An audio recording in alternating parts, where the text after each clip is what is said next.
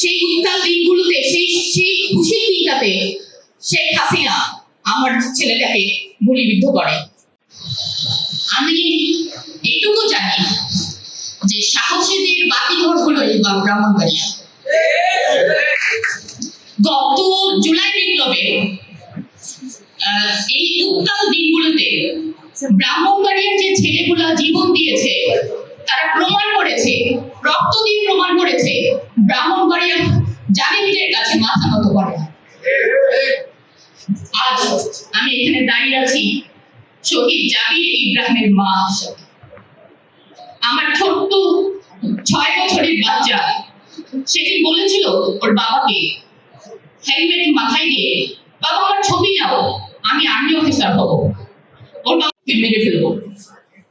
ওর বাবা খুব অবাক হয়েছিল, ও কেন পুলিশ মারতে যাচ্ছে। ব্যাপারটা এরকমই ছিল, আমার ঘরের পরিবেশ এইরকম ছিল যে সেই উত্তাল দিনগুলোতে আমরা সবাই, আমরা মায়েরা, আমরা বোনেরা, আমরা চেয়েছিলাম একটা প্রতিবাদী মুহূর্ত। আমার ছেলে সেটা ধারণ করেছিল। ও বুঝেছিল যে ওর ভাইদেরকে পুলিশরা মেরে ফেলেছে।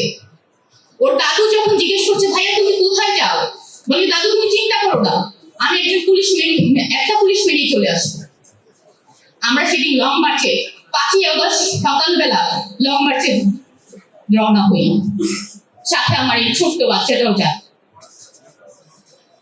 সেই দিন ও ফেরার পথে ঠিক 4:30টার দিকে গুলিবিদ্ধ হয় এবং শাহাদাত বরণ করে।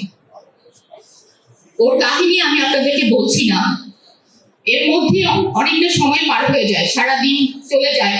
আমরা সেদিন লং মার্চে ছিলাম। সেই লং মার্চ যখন 2টার সময় বিজয় মিছিলে পরিণত হয়, সেই উত্তাল দিনগুলোতে সেই সেই খুশির দিনটাতে শেখ হাসিনা আমার ছেলেটাকে গুলিবিদ্ধ করে। ব্রাহ্মণবাড়িয়া আরো কৃতি সন্তান নির্মুগ্ধ। ও যখন পানি লাগবে বলছিল, তখন ওই ভ্রাতৃত্ব বোধের চরম শিখরে যখন ও পৌঁছে গেছে, তখন পুলিশরা ঠিক ওর মাথা লক্ষ্য করে গুলি চালায়।